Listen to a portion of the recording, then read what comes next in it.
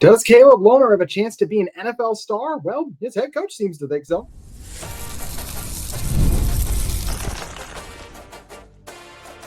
You are Locked On Utes, your daily podcast on the Utah Utes. Part of the Locked On Podcast Network, your team every day.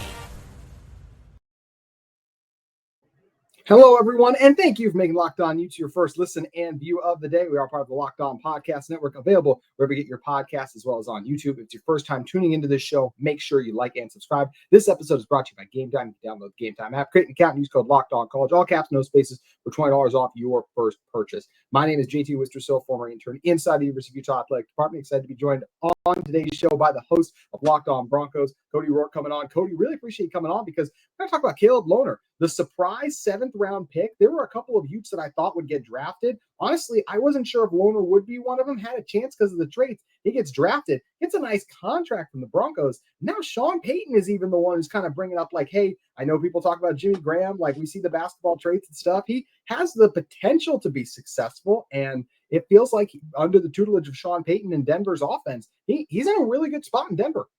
Yeah, and look, I think it was a little bit of a surprising pick, too, when people did their background and started looking at Lohner. They're like, wait a minute, this guy, he hasn't played that much football. You know, he appeared in 12 games, but his overall number of snaps is low, but the production in those snaps is there. I mean, 4 catches, 54 yards, 4 touchdowns, 1 catch on a 2-point conversion attempt. So every catch he had was worth points for obviously that Utah offense last season. He's a tall guy, had a extra point block as well, but people are looking at his body type and they're saying, okay, hey, why did the Broncos go out and get him here in round number 7? And certainly there were a couple of tight ends that, maybe the Broncos had their eyes on early on in the draft. Gunnar Helm, potentially Terrence Ferguson, but Ferguson went early to the Rams in round number 2. Gunnar Helm obviously ends up with the Tennessee Titans. And then from that point forward, it's just trying to really envision what does the fit look like. Denver's got Evan Ingram. So the idea of spending a premier draft pick on a tight end that isn't going to start, I don't think was the appeal for the Broncos. But instead, maybe the appeal was, hey, we're going to take a flyer on this guy here in round number 7. We believe he's got the physical traits. He's got good size at 6'7".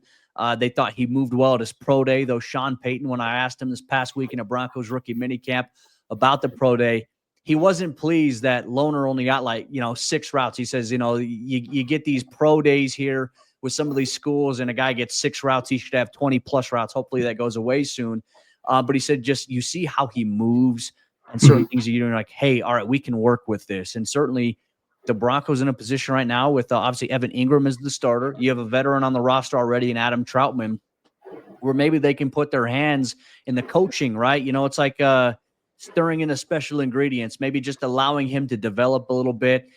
Maybe he can become something this year, right? I know it's a long shot considering just the lack of football, but maybe next year, 2 years from now, maybe his development is at a place where they're like, hey, this guy can be our secret weapon. But the number one thing that I know is that Broncos general manager George Payton believes that they identified Lohner as a guy that can come in right away. They feel like he can be a specific fit, that he can evolve and become something inside of Sean Payton's system. And Sean told me over the weekend, he said it's as much of on us as coaches to get him to where we want him to be, also as it is to where he's at. He's going to put in the work, but they also have to help him get there as well. And he's going to need that help because of like what you mentioned, the lack of football experience. He was a basketball guy for 4 years, comes over to Utah.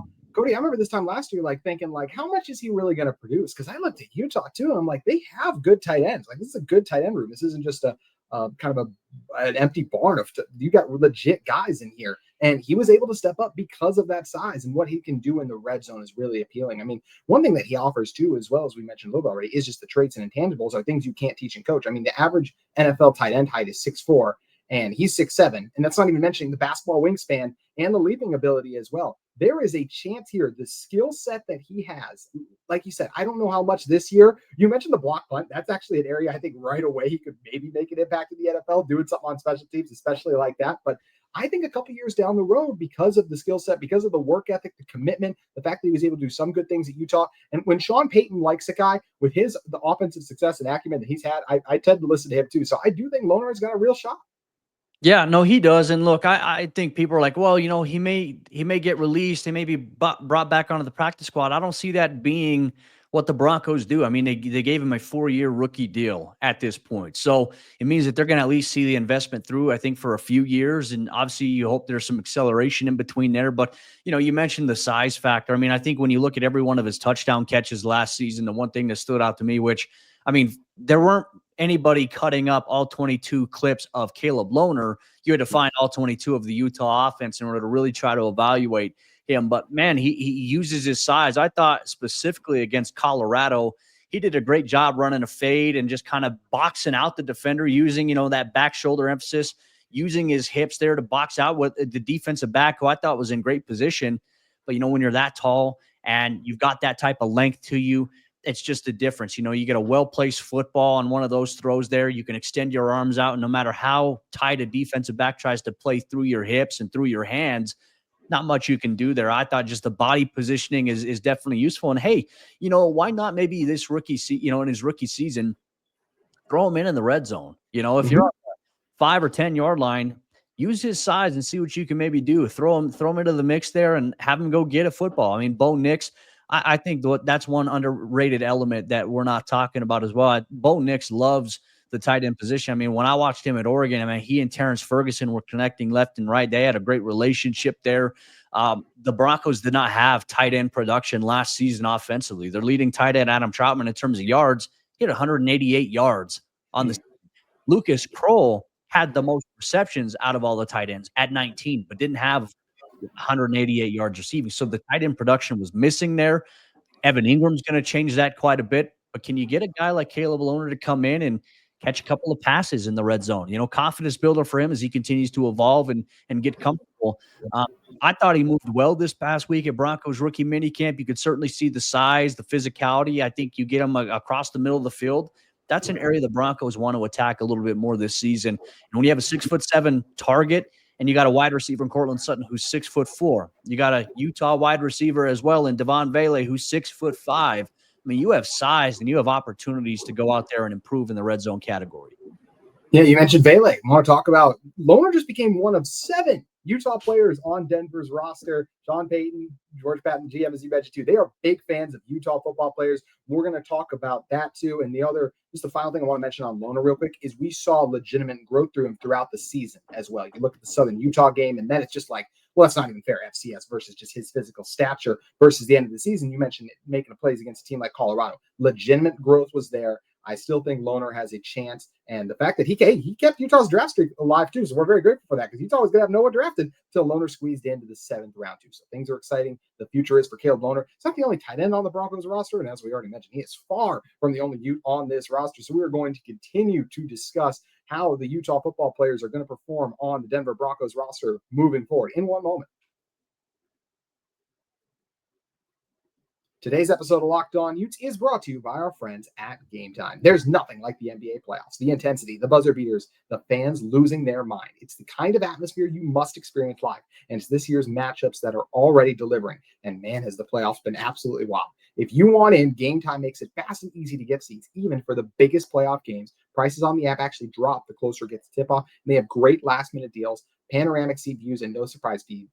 Game Time is a total game changer. I love the seat view. How often do you buy a ticket and you're like, I want to know if I'm actually going to get a good angle and a good seat? That's what Game Time is for. If you can head over to A2 and you look on the app, you find their zone deals. They're offering 60% off great sections today. I love that I can see my exact view of my seat before I buy. There's also that Game Time guarantee. You know exactly what kind of the best deal you're getting. If you find a better price in the same row and section, they'll credit you 110% of the difference. Don't forget the NFL schedule release is dropping later too, so you better believe I'm already looking at getting my Game Time tickets this fall. You can find great seats for as low as $100 with the NFL scouting exclusive, NFL scoring exclusive tickets too. Make sure you guys head over to and take the guesswork out of buying tickets with Game Time. You can download the Game Time app, create an account, and use code LOCKEDONCALL, just all caps, no spaces, for $20 off your first purchase. Terms apply. Again, create an account and redeem code LOCKEDONCOLLEG for $20 off. Download Game Time app.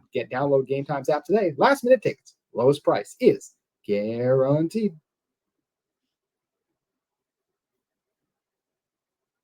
All right, back here with Cody, talking about the Utes on the roster. I want to talk about some of the bigger producers, guys who are producing more in a second. But while we're on the tight end room, You guys don't just have, it's literally Rice-Eccles Stadium tight end room moved over to Denver. You don't just have Lohner, you have Thomas Yasmin, you have Cole Fotheringham on this roster now. Neither of those guys have been, Fotheringham has one NFL catch. And if you look at what Yasmin's done, he has none so far. What are the odds those guys make roster and practice squad to you?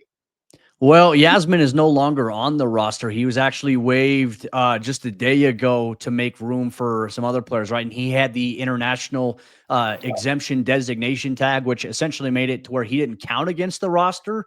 Because they released him, they gave that to Jeremy Crush, their 6th-round punter. So now their punter doesn't actually count against them on the active roster. There's a chance maybe Yasmin could be invited back, but I think for them, Yasmin was at rookie minicamp this past week for the Broncos as Fotheringham was there on a pro tryout basis. And they must have seen something in the 3 days of working with those guys that made them comfortable enough saying, hey, we're going to move away from Yasmin and we're going to bring Fotheringham on. Another veteran guy, as you mentioned, limited NFL sample size in terms of volume of production and catches. But, you want to add competition to that room. You're going to have Adam Troutman. You're going to have Evan Ingram. You got Caleb Lohner now. You have Nate Adkins. You still have Lucas Kroll. So a numbers crunch right there, essentially. So Yasmin is off, but Fotheringham going to factor in the mix. We'll see him a little bit at OTAs. I'll be curious to see how he factors into the equation when we get to that rotation for sure.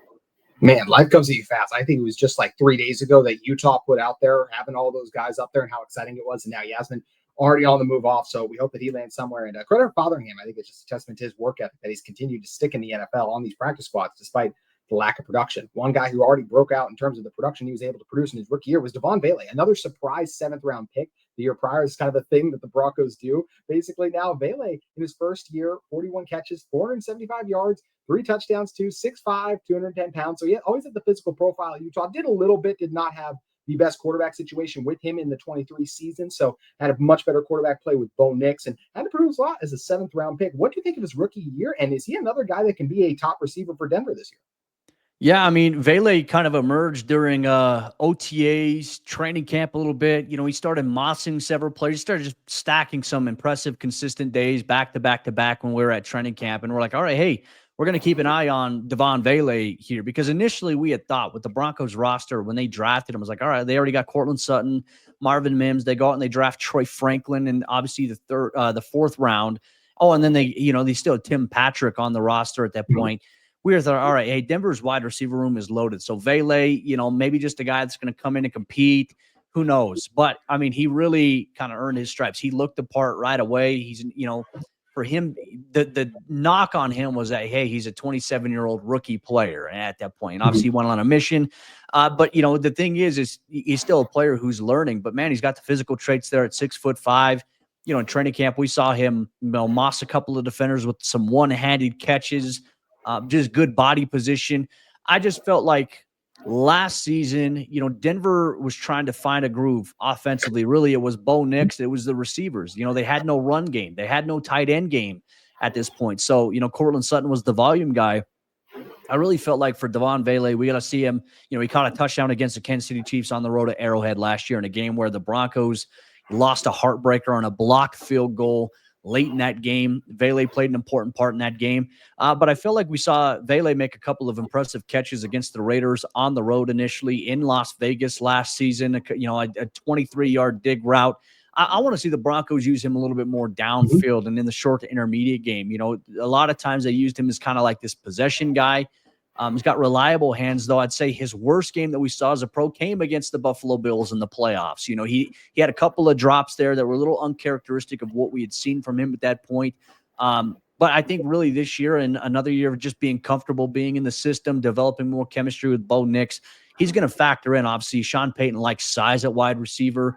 So I think he's going to be in the mix to try to be that wide receiver too. Denver, right now, Cortland Sutton is the top dog. Marvin Mims obviously had a big role last year for them. Troy Franklin, who's had some games against Utah in the past. You've seen him. He's going to have a bigger role this upcoming season. And then they go out and they draft Pat Bryant in round number 3 this year out of Illinois. Good size, 6'3", 190 pounds. So Denver's bread and butter is going to be with size at wide receiver. Vele certainly in that mix. I think he's a roster lock at this point. I just liked what I saw from him. This is a guy who's a willing blocker on the perimeter. He's got a great attitude. He's a fantastic teammate. there's got to be something about that Utah program that's so appealing to Denver, because they are getting guys here, that are coming in and contributing right away, but they're also just great guys off the field as well. That's a big part of what the Broncos and Sean Payton are looking to bring into the team. Right away, as soon as you mentioned other Utah guys, like great culture fit, everything, I thought of this next guy, Jonah Ellis. That's a guy who broke out at Utah his last year, double-digit sacks at Utah. Should have had even more. He got injured at the end. Right away for Denver, has 5 sacks. Guy 6'2", 246, 24 tackles in total. Another guy who I was really encouraged by the year one impact he was able to make in Denver. What do you think of his rookie year? And same thing, does he project as a roster lock to you? Yeah, no, Jonah Ellis is a safe bet here at this point, right? Because you got your starters, Nick Bonito, Jonathan Cooper. Jonah Ellis is that third guy, is that number 3 edge rusher there. And I thought he just excelled in his role that he's at. I'm curious to see where he's at, because obviously he suffered a shoulder injury. I think it's to the same shoulder he suffered an injury at in his final season at Utah. He had surgery. I imagine he's going to be fine for OTAs. We'll see here in a few weeks. But that's going to be something to watch. Obviously, when you have an injury to that shoulder 2 years in a row, the question you have has to do with strength. And obviously his father, Luther, is obviously the assistant coach there at Utah. I just think he's got a great head on his shoulders. You can definitely see he was raised the right way. But, man, this is a guy who's just so selfless. He's such a humble, laid-back dude in the locker room. He's committed to getting better every single week. When I have conversations with him, it's always like, thank you, sir. I'm like, you're younger than me. You don't got to call me sir. I'm just about maybe 6 years older there, but he's just a very good dude there. Love the production that we saw. I felt like we got to see a little bit of a power rush for him. He's very good at keeping edge contained, which is something the Broncos had some issues with over the last couple of years. Just a breath of fresh air in the Broncos rotation defensively. Also, he plays special teams at a high level. So I just think he's such a great fit there. And I think there's a vision for him to play even more down the line. But, with Jonathan Cooper getting an extension, Nick Bonito about to get an extension, Jonah Ellis is in a role where he can shine as a role player, and I think he's in a perfect position for that. Absolutely feels that way. You kind of mentioned some of the things he's still growing into, and it's nice that he can still produce while still working on those things. The perfect position as a reserve guy right now. So love that he's able to produce and on a winning team as well. And the next guy we're going to talk about is a guy also can hope produce on a winning Broncos team next season. We're going to dive into who another Utah player on this roster is in one moment. Today's show is brought to you by our friends at Wayfair. The days are getting longer, the weather's warming up, and people are spending more time outside, which means it's the perfect time to refresh your outdoor space. Whether you're working with a big backyard or small balcony, Wayfair has everything you need to make it feel more like you. Wayfair's massive selection of outdoor essentials makes it easy to transform any space in your ideal summer setup. From comfy conversation sets to sleek dining tables and outdoor decor, they've got it all, and at the price that fits your budget. If you got a new patio dining set and you want some lights for it, Wayfair can help you extend your outdoor space. I love the mix of styles they offer. Wayfair makes it easy to find pieces that match your vibe without spending a fortune. Whether you're entertaining guests or just relaxing solo, shop Wayfair to help you unwind. Shop huge selections of outdoor furniture online this summer. Get to go outside with Wayfair. Head to wayfair.com right now. That's WAYFAIR.com. Wayfair, every style, every home. You can head over to wayfair.com to check out everything they have to offer today. I've lost count of how many Utah guys we've talked about, Cody, at this point, but we still have 2 left to get to. So that shows you how big of a roster it is. This one is an undrafted free agent, a guy that honestly I thought was going to go ahead of Caleb Lohner, and it's a guy in Corrine Reed who was incredibly productive during his time at Utah, a leader, a veteran. He's a guy who went undrafted to the Broncos. How are his roster potential looking so far after rookie minicamp? Yeah, it's going to be interesting. One guy who stood out at inside linebacker the most during rookie minicamp was an undrafted tryout player, Jordan Turner, linebacker out of Michigan State. Didn't really get to see too much flash from Reed just yet, but we're going to see a chance at OTAs and obviously training camp because he's got an invite so far. That linebacker room right now, Dre Greenlaw, he suffered a quad injury while working out. He'll be ready to go for training camp. He was a key free agent offseason signing. Alex Singleton, a veteran guy, coming off of an ACL injury. He's going to be fully ready to go here. And then they have Drew Sanders, who they had initially drafted in the 3rd round several years ago. He's back at off-ball linebacker after making the switch to edge rusher. They needed him there. He suffered a torn Achilles. He's back at off-ball linebacker. And then they had Lavelle Bailey, who was out of Fresno State, who was an undrafted guy that made the 53 last year. So really, I feel like Lavelle Bailey will have some competition, maybe from Reed, maybe from Turner as well at this point. But there's going to have to be an impression made here, because I feel like this will probably be, considering where the defense is at right now, this will probably be a tough position to make the roster, considering I think Denver usually only carries around 4 or 5 guys at this position. When you factor in Singleton and Dre Greenlaw as your 2 starters, Drew Sanders as a guy that you drafted, there is kind of that one spot up for grabs at this point. So we'll see how it kind of formulates here. But I'll probably have a better idea after we get through OTAs and mandatory minicamp as to what we see with Reed. We'll get a little bit more of a look at him. There were so many guys rotating in and out at linebacker this past week of rookie minicamp. So it was really hard to see. And also it's tough to evaluate because, you know, you want to see linebackers. How do they do shedding blocks if an offensive line climbs up to them? The one thing I think we can see is they read and react to coverage. You know, does he get good depth on his drop backs, whether it's zone? Does he identify who he's playing in man? Can he take a good angle if he's got a tailback on a swing or a wheel route? Those are things that we look at. So we didn't get to see too much of that in Saturday's rookie minicamp, but Reed is on the minicamp, training camp roster as it stands right now, and he made it over the weekend. So that's obviously a good sign for him. Yeah, he's a guy I absolutely love to bet on. I just feel like he is going to find a way to succeed, but we'll see if it's with the Broncos, because as you mentioned, and he has battled injuries as well. That's the one thing that's always tough to say with these guys, what's going to end up happening with them, but glad that Reed has the opportunity there. One guy who's made the most of his opportunity is this next guy, Garrett Bols. I mean, just a long career now with the Broncos, going on a few years. How do you feel like he's coming off of the season he's coming off of, and where does he kind of stand with his Denver team? Yeah, I mean, Garrett has played really well the last couple of seasons here. And look, this is a guy who, I mean, he and Cortland Sutton have been through the most roster turnover. I mean, Garrett, I think, is the longest tenured Bronco right now on the roster. You know, from the time that he was drafted, his career start in Denver, it didn't go well at first. You know, they didn't pick up his 5th-year option at one juncture. You know, he's getting called for a lot of holding penalties. Mike Munchak comes in and really helps Garrett kind of unlock who he really should be as an offensive line. And I think he's done a really great job. Even after the departure of Mike Munchak, he's maintained that high level of play. He's become one of the best offensive tackles in all of football. And there were a lot of questions, you know, after the Broncos last year, you know, going into the offseason, they released Russell Wilson. They make the shocking decision to release Justin Simmons just because they had to figure out the financial snafu of Russ's contract. You know, we were looking at it, we're like, Garrett Bolles has no more guaranteed money left in the last year of his deal. This could be a roster cut at this point if Denver is actually embracing a rebuild. So we were wondering if that was ever going to happen. It didn't. Denver held, you know, they held on to him, I think, at his $20 million price tag. And, you know, at the offseason program, we had a chance to meet with him. He said, I want to finish my career here as a Denver Bronco. He says, I'm putting the ball in their court. I want to be here. I want to be part of this thing. I want us to turn it around and get to a point where we're winning, because Garrett's been part of a lot of losing seasons. You can find some funny Garrett Bolles sound clips where he's like, or he goes into detail about, this sucks. I'm tired of losing. All I ever do is lose. Like, you know, that was after that Miami debacle where Denver got blown out by 50 points and gave up 70 to the Miami Dolphins there. But, man, Garrett's just been a guy who has overcome so much in his career, does things the right way, and now he's playing his best football and just got rewarded with a contract extension. It's good for Garrett. He's put in a lot of work, and he does a lot of great stuff off the field in the community, especially in the juvenile justice department. He works with a lot of youth as a mentor, and I just think he's perfect for Denver.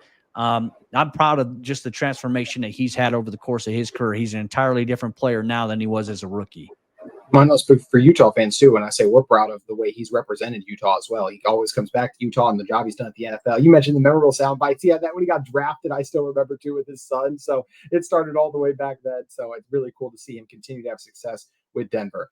I think we ran down everyone on the roster. There's so many guys. Honestly, it feels like we could forget. I think, Cody, the final question just is, and I think I'll answer this one first and then pass it over to you. Why does Denver like Utah guys so much? I do think it's because, number one, the proximity definitely helps. You find some of the guys that maybe in a world where there's so many college programs and guys can slip through the cracks. I think Denver has a stronger scouting presence as well. But I do think there's a lot of respect for how Kyle Whittingham at Utah runs his program. It's a program that prides themselves on the guys they bring in, recruit, and develop. And Utah has a good history for developing some guys into good NFL players too. So I think that respect comes into form. And Utah has been an underrated football program for a little bit. It's not the biggest national brand, but it's consistently good and respectful. Even a down year like last year, look at, they're in every single game and they just lose it late. So I think that's the reason I look at. Why do you think that Denver has fallen in love with Utah as a program? Well, look, I think proximity is obviously a big one, but I think, as you mentioned, with with the type of program Utah has created, it's been a college to pro pipeline, for a handful of players, across the NFL. And I think that even like last year, with all the struggles, the inconsistencies in the quarterback rotation, the injuries, obviously at that position, that certainly factored into it. But you look at guys, and it's like we believe that, like when they were looking at Jonah Ellis, like this guy's got a high motor, he's got discipline at the edge position. And he's a guy that you can plug and play right away. And he's going to be a good scheme fit. He's going to be a good locker room fit. I also think that's another thing too, that's very big. In the NFL process, we talk so much about character. And when you're looking at bringing in players into a locker room, there are some teams that don't have a great process on that. The Broncos value guys who are leaders, captain-like players, guys who do great stuff off the field, that are great teammates. They're coachable, and their coaches have raving reviews about them. When I look at a lot of Utah players, you do see a lot of selflessness from the players. You see that dynamic there, and I think that's just the culture that's been created. So it makes it easier when you're looking at guys who've got really good talent or are going to offer a skill set that you need on your team. You're also getting that great locker room fit. I think that's going to be the formula here that really fits in terms of Utah. That's where I think, it kind of goes, and it even goes all the way back. Like the Broncos had a former Utah guy there, and Tim Patrick, a couple of years ago as well. I just think that's the standard that has kind of been created here for Denver, but Utah does a great job of getting these guys ready to go play at the professional level. Part of me is wondering too, there was a lot of the conversation about, them in the Pac-12, everyone's like, oh, the Pac-12, SEC, ACC, like you look at the discrepancies. I do wonder if their change in conference is going to impact that in any way, shape, or form. I do feel like, the Pac-12 was actually one of the better programs in football. When you look across the board, like people are always dogging on it, but I felt like it was actually, when you look at the number of players drafted, of course, SEC is always going to have guys, but I felt like the Pac-12 was always slept on and I'd say unfairly picked on in terms of competition level, when arguably I think you can make it was probably better than overall what you see in the overall SEC outside of the top few teams that run that conference. So I just think it's a testament to a great program run there and just the commitment to developing players. I think football development, character development, that is a process that is emphasized there at Utah. So well said. If you hadn't endured yourself to Utah fans yet, based on everything you're saying about the players, I think that did it as well right there. So we appreciate that at the end, Cody. Please let everyone know where you post all of your stuff at. You do a great job covering Denver. And I'm sure because of that proximity you mentioned, there's probably some crossover with Utah to Denver fans.